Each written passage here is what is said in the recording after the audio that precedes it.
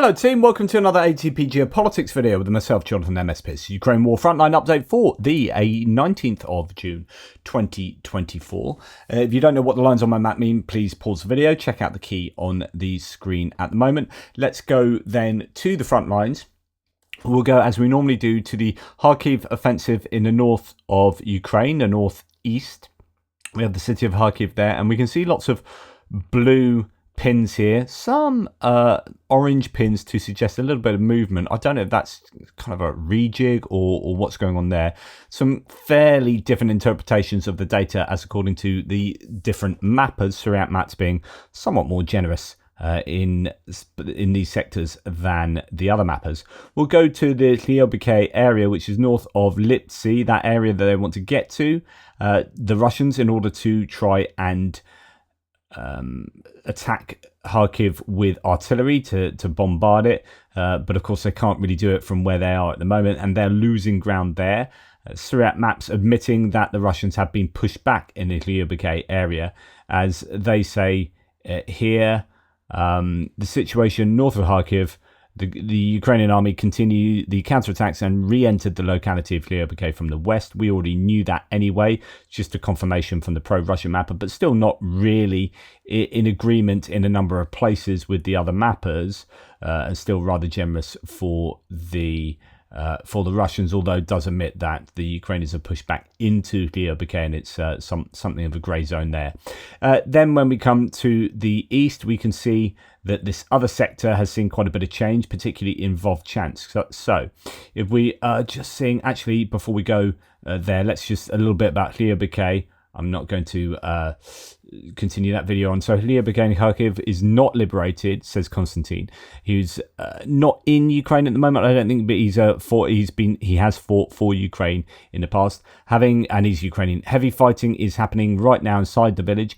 At this given moment, Russian invaders control at least half the village and are trying to counterattack themselves. Our troops have casualties as well. Don't call it before it's too early. It hurts, but I can share this video with you from here because this is how the war looks for Russians, and yeah, not something you're going to want to look at too closely, but that's to say, sorry, I'm going to go back there. That's to say that actually in this village, it is tough fighting. The Russians are putting up a stiff resistance to the Ukrainian counterattacks. It is going to cost both sides, but the Ukrainians are keen to take back lost territory in both of these sectors. In Vovchansk, where it's pretty hellish, there are huge numbers of guided glide bombs, particularly from the Russians, but the Ukrainians are throwing a bunch there as well. We don't know exactly what's happened in the area that was surrounded. I don't know if it still is. It seems to be, as according to the other mappers, Surat maps, though, claiming that there is a corridor here and that this is all under Russian control, rather more generous than the other mappers there. But they have admitted that the Russians have been pushed back in the center of Vovchansk there, and also over to the east. That's Surat maps. Deep State maps has shown that the Russians have been pushed back there, although some gains for the Russians in this whole area here. I don't know if that's kind of a rejig, because it seems odd that they lose some here but gain it here. So I'm not 100% sure about that. And then Andrew Perpetua has the Ukrainians pushing the Russians back there. Sorry, I just had to go out and change the map again because it hadn't saved the changes JR had made. So as you can see here, the Ukrainians have pushed the Russians back to the same level as Deep State Maps has. So Andrew Perpetua and Deep State Maps agreeing there with the Russian defensive line, and we'll bring back Surat Maps just to show that there is quite a difference there in what Surat Maps is claiming, that the Russians are much further forward in this area and also over there around Vovchansk. So quite a different interpretation of what's going on in that Vovchansk area. As we can see over here to the east, the Ukrainians have pushed the Russians back further to the east of Vovchansk, back towards the border. So it's quite a big difference there. We'll see what Surat Maps has to say about all of these separate areas. Situation north of Kharkiv, from the Chuhiv axis during the last 48 hours. Ukrainian army managed to recapture the village of Tika and parts of the eastern centre of Vovchansk town. I just want to say something about Suryat Maps, because I'm always big on concentrate on the little things. What do they tell us? And of course, I know Suryat Maps claims that they're neutral, and lots of their fans claim they're neutral.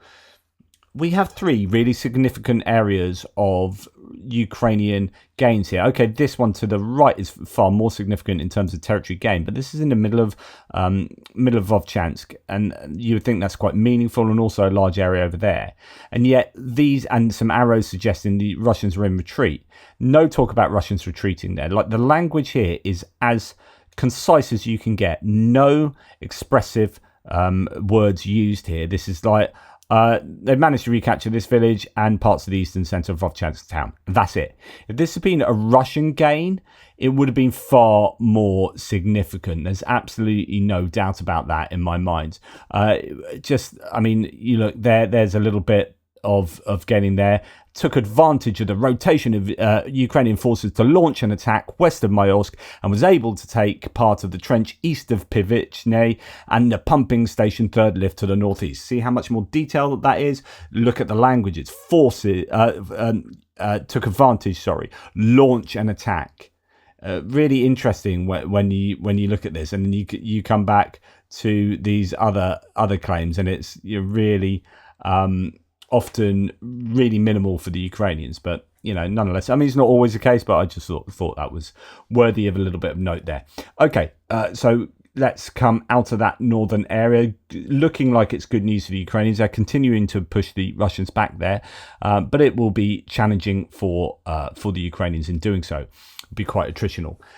The northeastern front line shows no changes from Kupiansk to Svatovo to Crimea. It's interesting because we heard yesterday that the Russians have amassed 10,000 troops, 450 pits of kit, and are going to be going for Borova, and yet there doesn't seem to be any proof of that. Well, no, sorry, not proof of that. There doesn't seem to be any action in that area to validate those claims, but of course I guess the idea is that they're waiting to go, so we might see some large offensive in that direction at some point soon. No changes to the Serebryansky forest, so north of there, Torska and Terny. We come past the Seversk front line down to the area north of Soledar and north of Bakhmut itself, where there are some small gains for the Russians up into near Rozdilivka. So this would be, if it's true, a challenge for the Ukrainians, no doubt. As you can see there, the Russians have advanced along the railway in order to develop the envelopment over Rozdilivka. Even though that small thing, there's just more detail here, even though it's only a sentence. Advanced along the railway in order to develop the envelopment over Rozdilivka. It's just more explanation. It's just, when the Russians do something, yay! When the Ukrainians do something, they've just done something. Just that. But anyway, if that's happened, that is a little bit challenged because the Ukrainians in Rozdilivka are indeed becoming somewhat enveloped there. Right, then we're going to come down to the area to the west of Bakhmut, and although Suryat maps showed that the Ukrainians had pushed the Russians back here, or that the Russians hadn't actually got control of this area of Kalinivka, they're now reversing some of that the next day, claiming that the Russians have, in the situation east of Chasiv Yar during the last 36 hours, managed to re-enter the centre of Kalinivka. It is tough fighting in Chasiv Yar. Another Konstantin post here says that Russians aren't stopping their assaults on Chasiv Yar. They keep coming and dying. My friend from one of the brigades defending Chasiv Yar shared this video with me so I can show you their work. He wished to remain anonymous. I mean, I can't show you closely what's going on there, but there are suffering Russians, let's say. It's a little bit inappropriate to show, but the idea is that there is fierce fighting in and around Chasiv Yar, and the implication there is the Russians keep coming even though they are dying. So I guess it could be that the Russians are losing some fairly significant numbers there. At least that's what I would draw from that, but that, take it with a pinch of salt, right? It's just one claim from Konstantin there. But no other changes to the front line in that area. And then when we come down to Klishchivka, some gains for the Ukrainians on the heights above Klishchivka, and some gains for the Russians in Klishchivka itself. Now, we heard the other day that there are definitely well, according to other sources, that the Ukrainians are active in Klishchiivka and that the Russians definitely do not control it. And indeed, there was evidence, I think, of Russians maybe using drones on Ukrainians in the middle of Klishchiivka. So this, I think, is very charitable from Suriyat Maps here. Suriyat Maps still has this trench area under their control. They drew it back when they eventually found out that their initial claims concerning that trenching network over on the bluff overlooking Klishchiivka, originally claimed that the Russians took it in like a day, and everyone else was like, no. And then Andrew Perpetua presented evidence to suggest that there were the Ukrainians were still in control of basically most of the trench network, and Suriyat Maps didn't change that for an awful long time, and then they did pull it back, and then a couple of days later they just had the Russians controlling most of that area again. So a big difference.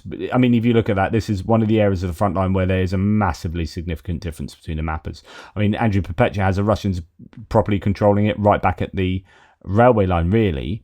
And yet here, all the way down here, and including Andriivka, which is just rubble, Suriyat Maps has the Russians controlling all of that. I would definitely err on the side of most of this being grey zone and neither side controlling any of it, but probably the Ukrainians controlling the trench network up there. So I just think that Suriyat Maps is wrong in that area. When we come to look at further to the south of Klishchiivka and Bakhmut, we come to Mayorsk. Now, there's not been a lot of action here for an awful long time, but this looks to be a gain that is agreed upon by the two mappers of Suriyat Maps and Deep State Maps. So that's interesting there. Mayorsk is a railway junction where you've got the railway coming from the north and also coming from the west, or going in the other direction, and joining around here. It looks like the Russians have pushed the Ukrainians out of Mayorsk, or further to the west of Mayorsk. Suriyat Map says the Russian army took advantage of the rotation of Ukrainian forces to launch an attack west of Mayorsk and was able to take part of the trench east of Pivichne and the pumping station third lift to the northeast. So it could be that it's not infrequently that we see this, that the rotations leave a vulnerability that is often taken advantage of. The Russians seem to be quite good at hitting the Ukrainians when they are rotating troops. And yeah, they could have taken some quite a bit of land in that Mayorsk area. Then when we come further to the south, we come to the Avdiivka sector. And indeed, when we look at the whole of the rest of the front line, this is the last area of change. Quite a bit of change on the north, most of the usual places. Thankfully, not anymore towards Vodzhivzhenka and towards interdicting the T0504 highway as it comes down from Konstantinivka through to Pokrovsk there. No change there, but some change over here by Alexandropil, just south of Alexandropil. So we'll have a look at Suriyat Maps that talks about these four areas all in one. So actually not a great amount of detail here, so that goes against what I was saying earlier, but I think generally that you'll find that is the case with the descriptions of how the Russians are doing and the Ukrainians. Situation north and west of Avdiivka. Russian army managed to take the fortification north of Sokil and continued its advance towards Kalinyove, while the advances towards Alexandropil were reactivated. Further south, Russian forces entered Yasnobrodivka. Okay, let's put them on the map. So both Deep State Map and Suriyat Maps agree that towards Alexandropil there, the Russians are advancing. Just some slight gains possibly there. And then north of Arkhangelska, some slight advances again. And the agreement there with both Deep State Maps and Suriyat Maps. And then we have moving into the area north of Sokil there, moving a little bit further forward. And again, a bit of agreement there between Deep State Map and Suriyat Maps, although Surik has more of Sokil under the Russian control.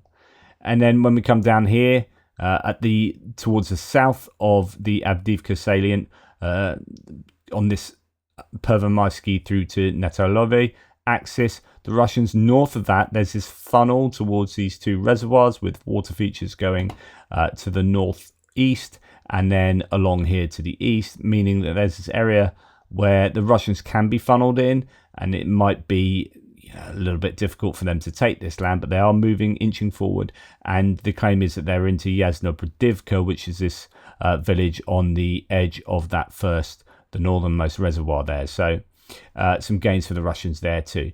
And that's that for the frontline update. No changes to the southern front line, no changes to Dnipro front line either. It's worth noting one other thing that I was just reading about how some of the a pair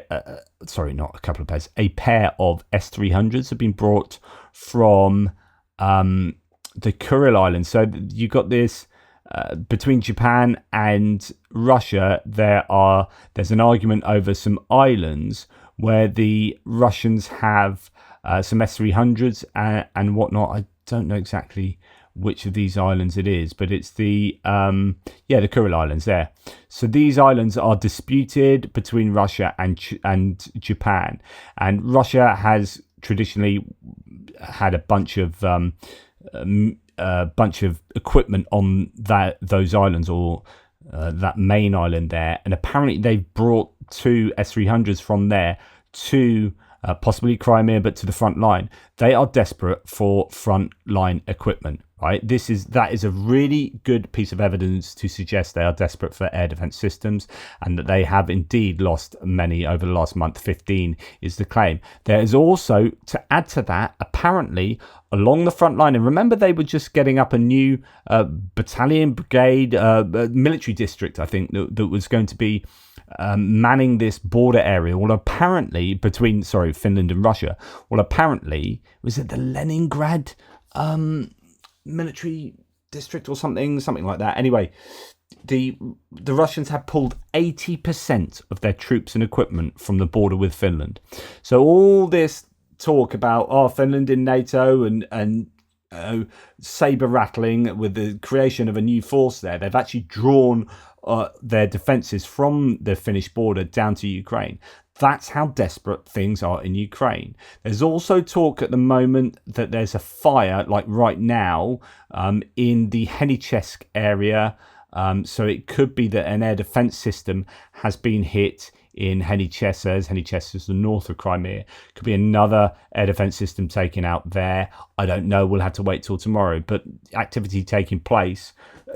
I think Russia are in a wee bit of trouble when it comes to equipment, and I think every data point we seem to be getting in suggests that this is indeed the case.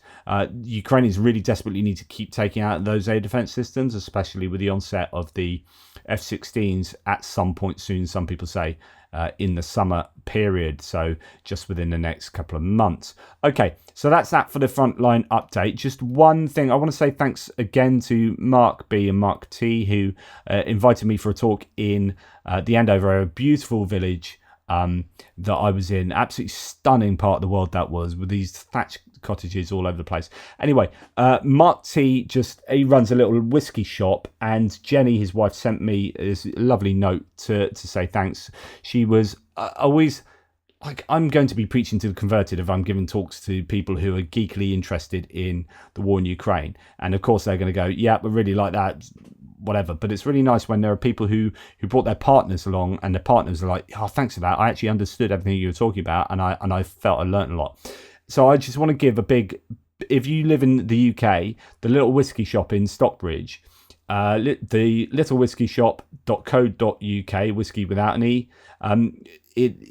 go and give them some love. I've just bought some gin off them for presents. My partner's going to give some presents to some people. Got some lovely, lovely bottles of gin from there. So gin, whiskey, spirits, go and check them out. They've got a really fantastic website and really fantastic selection of stuff that you can buy. So the big up there for Mark. Give him some props. Anyway, thanks so much for watching. Please take care. Speak to you soon. Toodle pips.